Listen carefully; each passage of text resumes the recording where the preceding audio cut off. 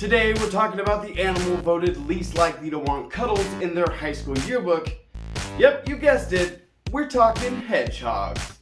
We're going to dig a little deeper than their pokey personalities and find out what makes them amazing on this week's episode of It Came From Earth.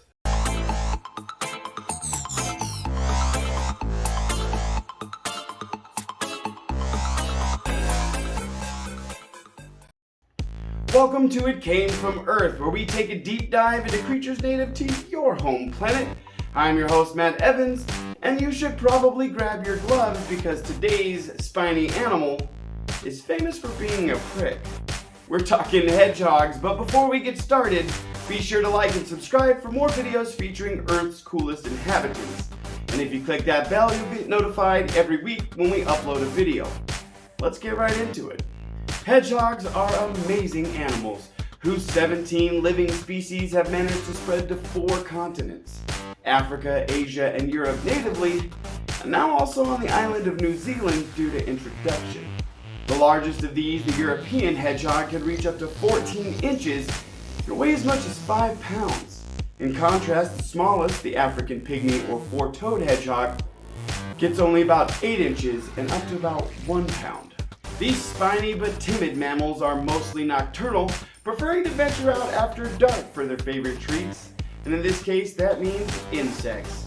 But they won't stop there. Nope, if given the chance, they'll gladly eat frogs, baby rodents and birds, eggs, fruit, and even dead animals. If there's one feature of the hedgehog that stands out, it's probably the quills, pun only slightly intended. These modified hairs are made up of keratin like our hair and fingernails and are anchored deeply under their skin. Unlike the similar looking but not closely related porcupine, hedgehog quills don't easily detach, preferring to keep their prickly defense mechanism intact for just that purpose. The 7,000 plus quills on an adult hedgehog are only one part of the equation though. When threatened, the hedgehog will curl its body and tuck its face into its belly, turning into a pretty good imitation of a sea urchin. Or is it the other way around? During most of the Middle Ages, people actually referred to hedgehogs as urchins, and the spiny sea critters actually take their name from the arguably much cuter mammals.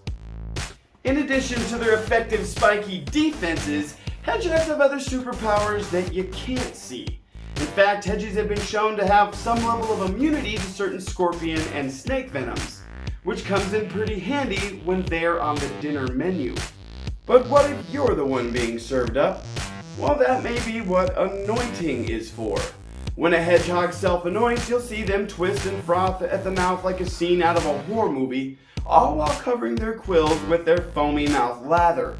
In captivity, this may not do much, but it has been theorized that they may do this to spread toxins from their snacks onto their quills, essentially turning each quill into a personal poison dart. This could be a useful defense against predators that aren't turned away by the hedgehog's hard-to-get-at meaty bits, like owls, foxes, hawks, and ferrets. With so many species, it's no surprise that they've adapted to live in a variety of habitats, like forests, grasslands, and in the case of the bare-bellied hedgehog from India, dry and arid scrubland as well. And even though they're nocturnal in nature, they didn't spread out overnight. In fact, modern hedgehogs have been at it for at least 15 million years, getting their start during the mid-Miocene.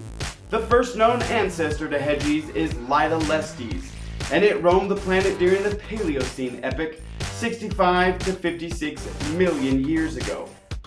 Ironically, early hedgehogs were spread out even more than their modern counterparts, with an extinct species of Amphicynus once roaming much of North America. And what about them making it to New Zealand? Well, they didn't do that on their own. European hedgehogs were first introduced to help make human settlers from Britain feel more at home. And we didn't stop there though, as we did it again. From 1871 to 1894, hedgies were introduced at least 4 times, each time to help control garden pests like snails and slugs. They do a pretty good job. Too good, in fact. These voracious predators are exceptionally good at feeding themselves, posing a threat to the giant weta, skinks, and the eggs of birds like the banded dotterel and black-fronted tern. Ironically, what is a pest in one place is protected in another. In 2020, the European hedgehog from Britain was listed on the red list as vulnerable to extinction. And it's an all too familiar story. Encroachment by humans has led to habitat loss. Fences, roads, and home construction often separate sections of forests, forcing them into smaller and smaller chunks of their woodland ecosystem. There are some things you can do to help. The British Hedgehog Preservation Society, for example, has a wonderful PDF that lists a ton of things that you can do at home, such as avoiding pesticides and making sure there are clear paths in and out of your garden for these pokey predators.